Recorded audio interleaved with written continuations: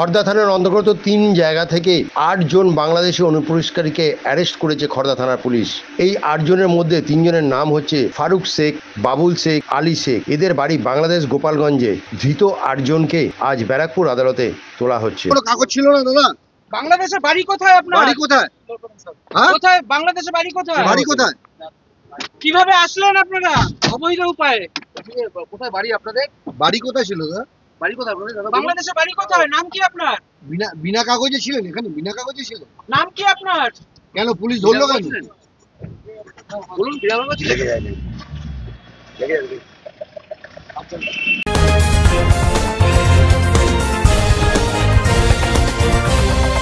Audio